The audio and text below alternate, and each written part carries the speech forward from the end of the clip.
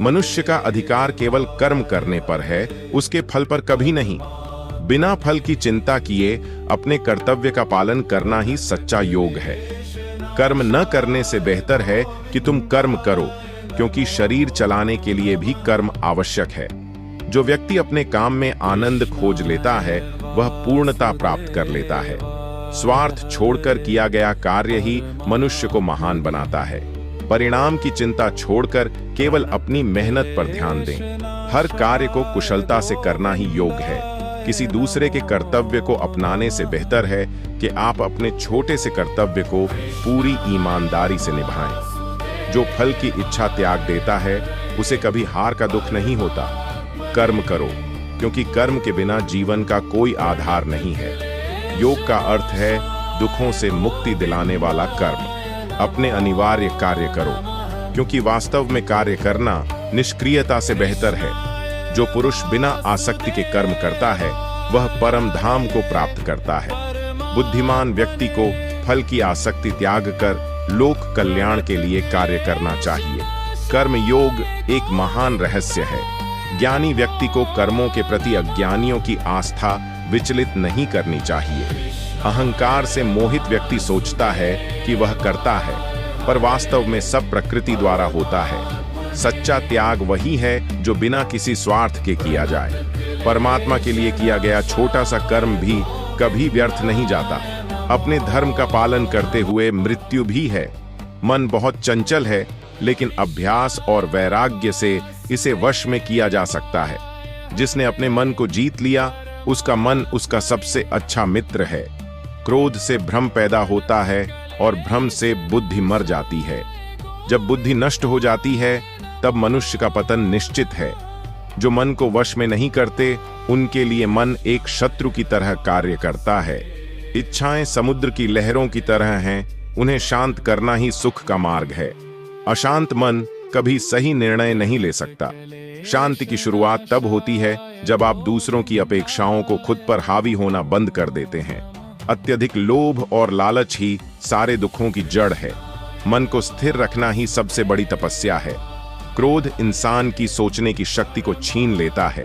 शांति के बिना सुख की कल्पना असंभव है। जिसकी इंद्रियां अपने वश में हैं, उसकी बुद्धि स्थिर रहती है। कामनाओं का त्याग करने वाला ही परम शांति को प्राप्त होता है। ईर्ष्या इंसान को अंदर से जलाकर राख कर देती है। चित्त की प्रसन्नता ही सब दुखों का अंत करती है। जो सुख दुख में समान रहता है वही सच्चा योगी है। संयम ही शक्ति का आधार है। भय से मुक्ति पाना ही ज्ञान की ओर पहला कदम है। चिंता करना ईश्वर की न्याय प्रणाली पर संदेह करने जैसा है।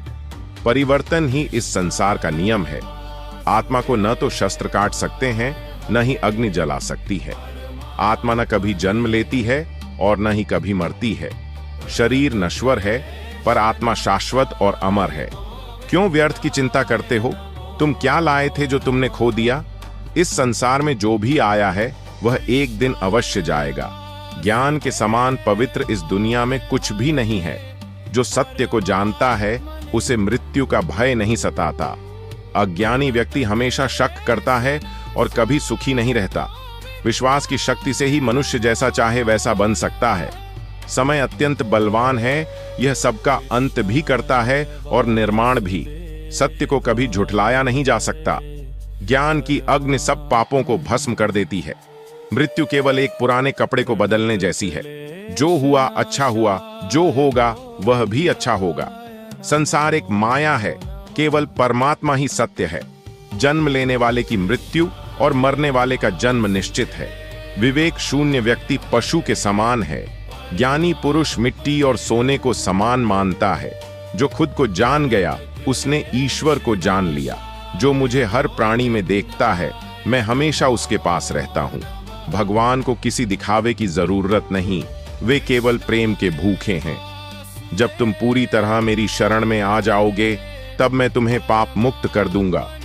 ईश्वर कहीं बाहर नहीं, बल्कि हर मनुष्य के हृदय में निवास करते हैं। सच्चा भक्त वही है जो सुख और दुख में ईश्वर का धन्यवाद करता है। श्रद्धा रखने वाले व्यक्ति को ही ज्ञान की प्राप्ति होती है। ईश्वर की शक्ति हमेशा तुम्हारे साथ है, बस उसे महसूस करें। अहंकार को त्याग कर ही ईश्वर तक पहुंचा जा सकता है। जो दूसरों की सेवा करता है वह मेरी सबसे बड़ी पूजा करता है। बुरे वक्त में घबराए नहीं, ईश्वर हमेशा साथ रहते हैं। जो मनुष्य अनन्य भाव से मेरा स्मरण करता है, मैं उसकी रक्षा करता हूँ।